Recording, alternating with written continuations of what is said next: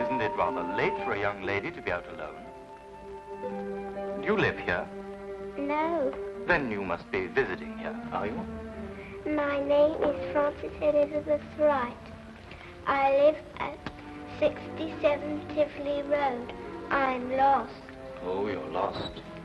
Could you take me home, please? I'm afraid. I should say I will. Come on with you. That's the way it began. Nothing extraordinary.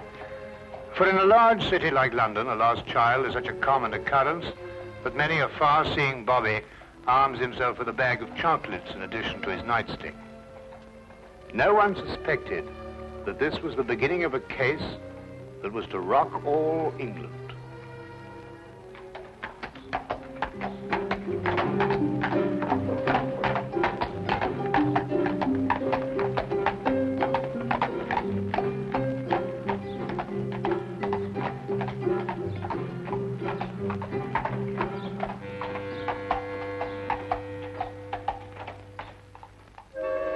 All right, if you insist. I know this man isn't going to do us any good, but what's the use of talking to you? Just as stubborn as your mother. I suspect we're having visitors. Oh, really? 23 and 27.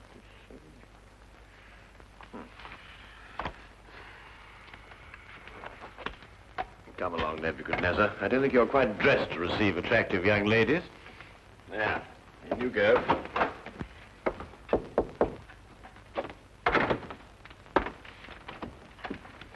Won't you come in? Mr. Holmes, Sherlock Holmes. At your service, sir. Martini. George Martini is my name. This is my daughter, Margaret, who is of the stubborn opinion that you can help her. It will be a privilege, sir. Oh, may I introduce my very good friend, Dr. Watson? How do you do? How do you do, sir? Oh, yes. Won't you sit down? Oh, yeah, I'm so sorry.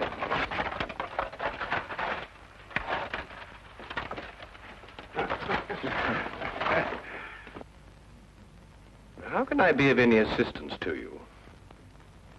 This is rather a confidential matter. Oh, yes, yes. Dr. Watson is both the soul of discretion and my invaluable colleague in all my cases, especially the more delicate ones. I see.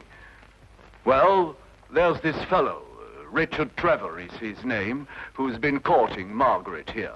A sly one, if I ever saw one. I could tell by the shape of his ears, and the fact that he belonged to that upstart Shield and Castle club. There was nothing wrong with his ears. They were beautiful, both of them. Nevertheless, he gave her the impression that he was going to see me last night and ask for her hand in marriage. Instead, the scoundrel sent me some fantastic note about being detained and then never appeared at all. I want you to find out what happened to him. What did Mr. Trevor say in his note? That he would be detained because he had run into a little girl who was lost and was taking her home. Have you made any inquiries at his home? Yes, with Father, of course. I don't think it's genteel to go to a man's rooms, even if he is your fiancé. Quite right. Quite right. There was no sign of him, but his clothes were all there. He wouldn't run off without his clothes, would he? No, hardly. You're a guess. A deduction. Just as I deduced that you have a scar on the left side of your head, which you received in a naval battle. I'll be bound. How did you know that? Well, a right-handed man normally parts his hair on the left. Your parting is on the right, thereby indicating that you've changed it at some time or another to hide a mark. As to how you got it, that's obvious to me by the fact that you carry on your watch chain the insignia of His Majesty's ship Assault, which everyone remembers distinguished herself heroically off the coast of Africa. Well done, Holmes. I declare, well done. Will you investigate, Mr. Holmes? We'll look into the case immediately, Miss Martini. And as soon as we have any information for you, we'll let you know. I shall be forever in your debt. Mm-hmm. Or I will be after I see his bill. Here's our address. No, that won't be necessary, sir. I saw it marked on your hatband when you came in. If you'll forgive me, sir, a rather extraordinary precaution against the loss of a bowler only worth 2 guineas. Come, dear.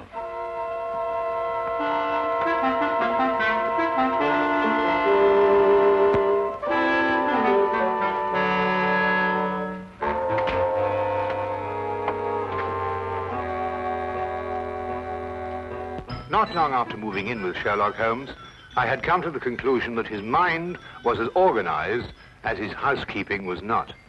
He was, without a doubt, the most perfect reasoning, observing machine I had ever encountered.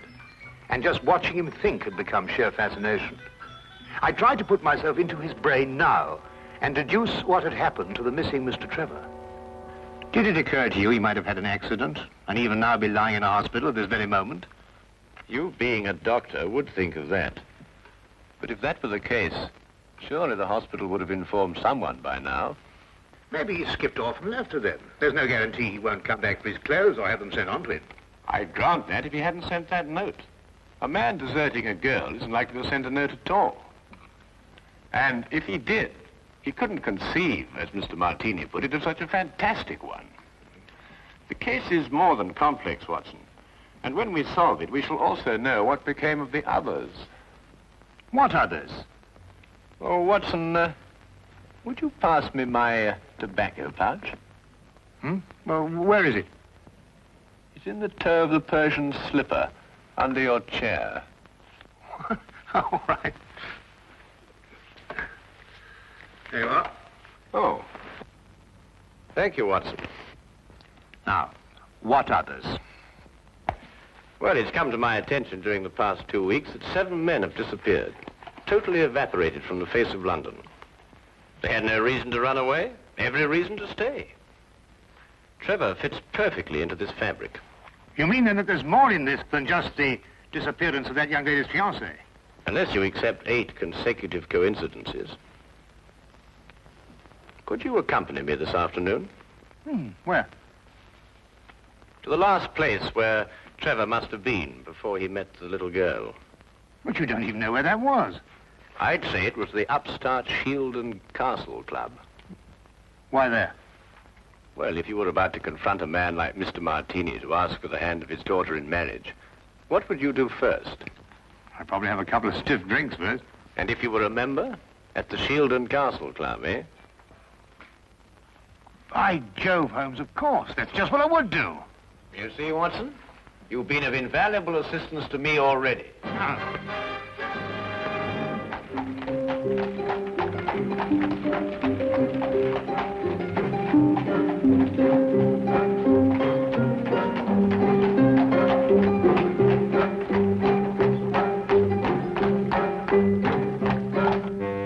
But you must tell us if he was here last night. He's missing. We're trying to find him. It's no use, sir. You'll have to do without my help. This is a gentleman's club. What has that got to do with it? He may not want to be found, if you know what I mean, sir. Now, look here. That's the way it is, sir. I'm sworn to preserve the privacy of our members. And having 2 little tots to feed, I'm not one to invite getting the sack.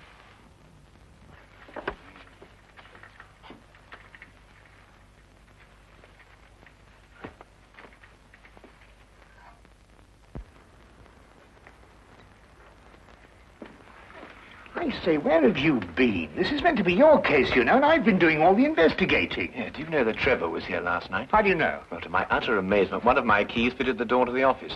I went through all the chits and found one signed by him. It's just as you thought. He boasted his courage with the aid of stimulants from the bar. Do you mean you've broken into the office? Do you want to have us arrested? Us? Yes, by keeping the barman occupied, you served as my accomplice. Now, really, Holmes, you've gone too far. Now, the thing to do is to find the carriage that both Trevor and the little girl took. How do you know they didn't walk? Well, if she lived near enough to walk home, is it likely that Trevor would have sent a message saying he was going to be detained? What extraordinary reasoning. Not extraordinary at all, my dear fellow. Really quite ordinary. Oh, what on earth do you think you're doing, Mike?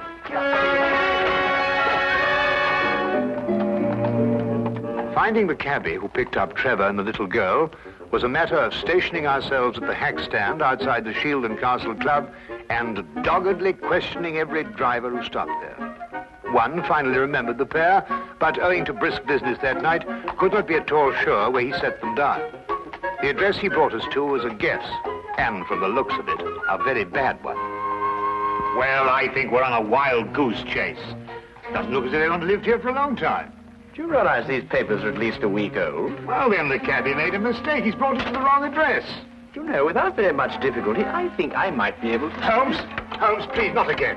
You good fellow, and keep a good lookout, will you? Look, Holmes, this is housebreaking. We can go to prison for years for this. You can't just go opening doors all over London just because... Holmes, no, there's somebody coming. Just stand in front of me and behave quite normally, eh?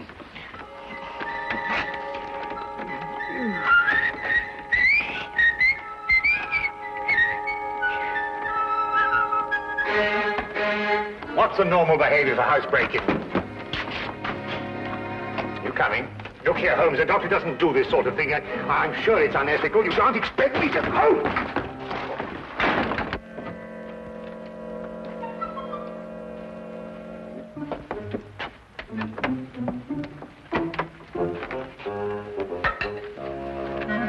What are we looking for?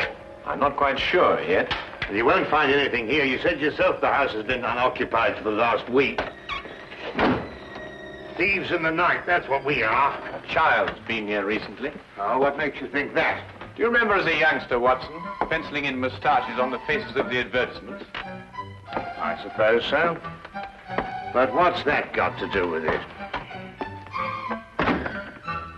When I looked at those newspapers outside, I noticed that someone had penciled in a handlebar moustache on a woman advertising headache powder. I'd assumed that a child did it. More than that, since the papers were only a day old, I'd also assumed that a child has been here very recently. Why should the child bring Trevor here to an unoccupied house? That, Watson, is the core of our problem. Excuse me a minute. Huh? Oh.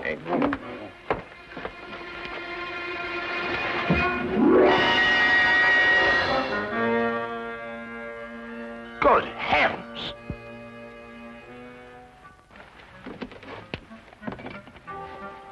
Trevor? Fairly safe assumption, Watson. Yes. And from the pallor of his skin, I'd say he'd recently been given an overdose of strychnine. I'd also deduce that he's the 8th victim of a very strange murderer.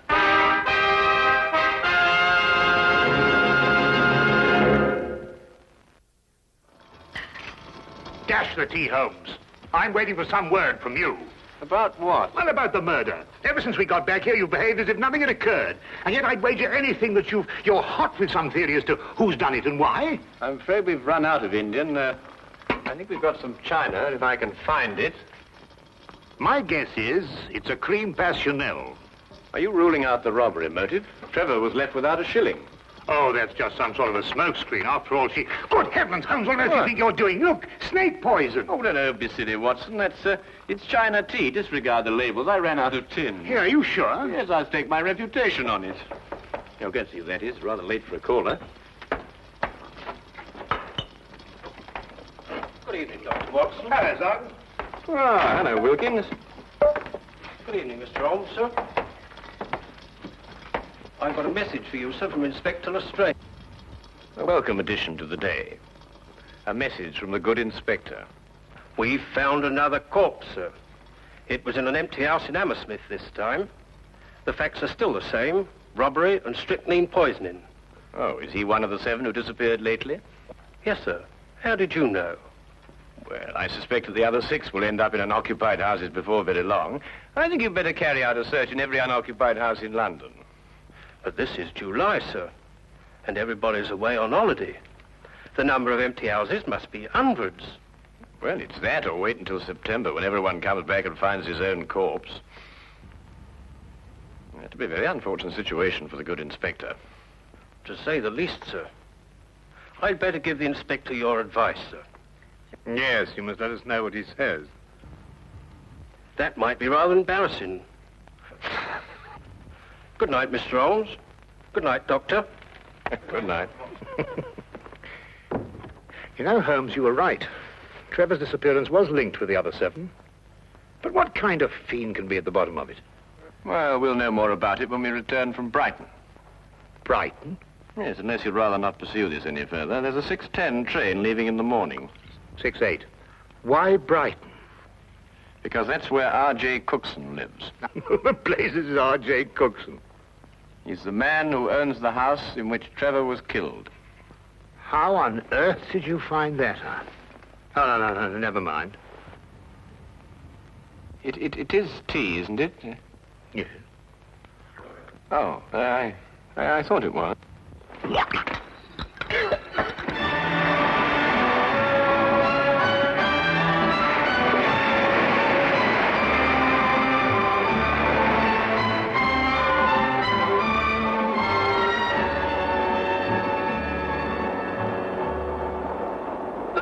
Have you ever heard anything so incredible? A corpse in my fireplace. And a stranger at that. Rather inconsiderate of someone, I must say. Why, when the police brought the news last night, I thought someone was pulling my leg. My fireplace. Really, I ask you. I'd say because the murderer knew you'd be away, knew that the house would be unoccupied, and that you wouldn't come back at an embarrassing moment. You're right, Mr. Holmes. Absolutely right. The culprit was acquainted with all my plans, and not wanting the corpse to be found in his own fireplace, chose mine. Precisely. But who could that be? I'd vouched that a full regiment of people knew of my plans to leave London. Then our task is to narrow down that regiment. How? You have me breathless. First of all, has anyone else the key to your house? No, not that I know of. Yes. I once gave my key to the greengrocer to deliver a parcel. Aha. But he gave it back. Oh. But bosh and bother, supposing a key wasn't used at all. Whoever did it could have used a tool or something and jimmied his way into my house. I've heard of those things being done. Mm-hmm. Oh, really? We found all the windows and doors locked. I'm afraid you've escaped me. Now again, Mr. Cookson, are you quite sure that no one else has a key to your house?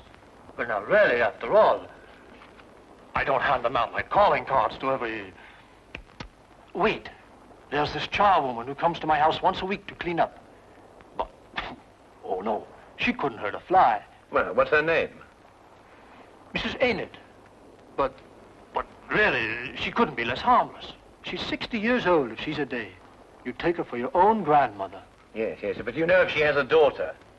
Daughter? Well, now, really, a woman of 60 isn't bound to have a little girl. Well, what about a niece or a granddaughter? Granddaughter?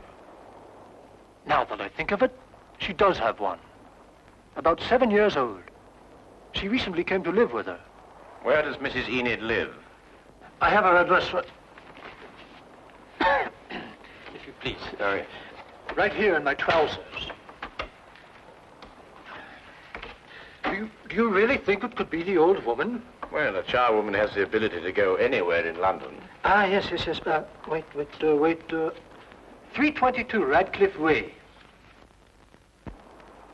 322 Radcliffe Way. To look at her, you'd never think she could hurt a fly. You'd take her for your own grandmother. Poison murders? No. Impossible, Mr. Holmes, impossible. Oh. Grandma, must we play the game tonight? Of course. Don't you like playing it? I don't like staying on the street alone. It'll only be for a little while. You'll find someone to bring you back, and Grandma'll have company again. What happened to the last company we had? Oh, he went home after a while. But come on, let's say it. Where do you live? At 67 Tivoli Road. No, that was the last place. Your address is now 120 Claridge Street. I forgot. All right. Now, come on. Let's say it again. Where do you live? 120 Claridge Street. And again? 120. What do you think, Holmes? Well, we'll know definitely in an hour's time. Come on.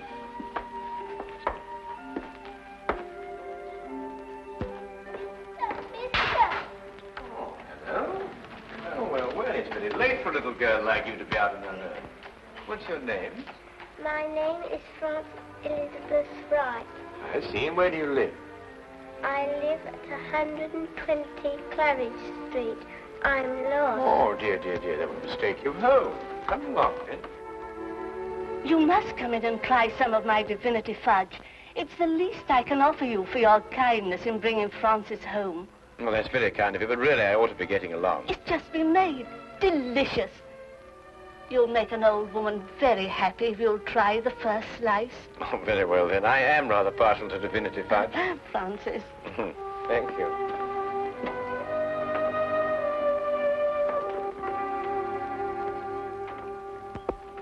Now, come and sit right here at the table. Thank you. Now, say good night to the kind gentleman, then off to bed. Grandma, you never let me stay up with the company. That's because little girls must have their sleep. But now we've met the gentleman, perhaps he'll come again in the daytime. Will you? I should love to. Good night. Good night. Good night, birdies. Isn't she a lovely girl? And she'll grow up into a beautiful woman and have a life of ease. Yes, that's the important thing. A life of ease. Time to enjoy the world and... Here, you're waiting for some fudge, and I'm prattling away.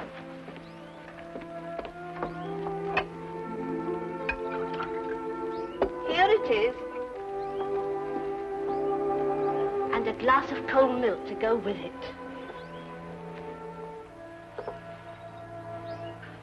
Won't you join me? Oh, no. My doctor would never permit it. I only prepare this sort of thing for people who drop in, like you. I see. Smells very good. If I have one speciality, it's divinity fudge. You'll find it heavenly.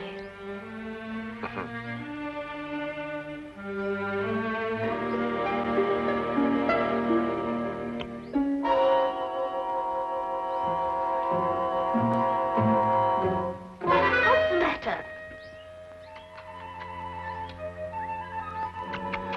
Nothing. I just wanted to give the birds a bit first. Don't.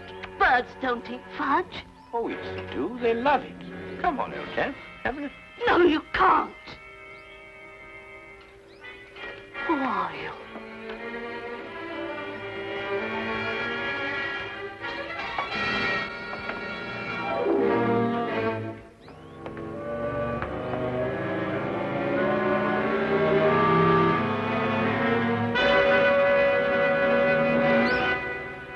I'll take that, Mrs. Enid.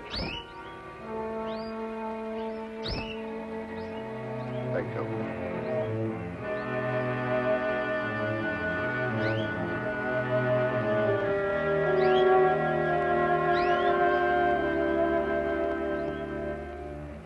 I needed money for the child. That's why I did it. I didn't want her to grow up into a tired rag of a charwoman. I wanted her to have a life of ease and the things I've seen other people have. You understand? Yes. Will she be taken care of? You need her, Mrs. Enid.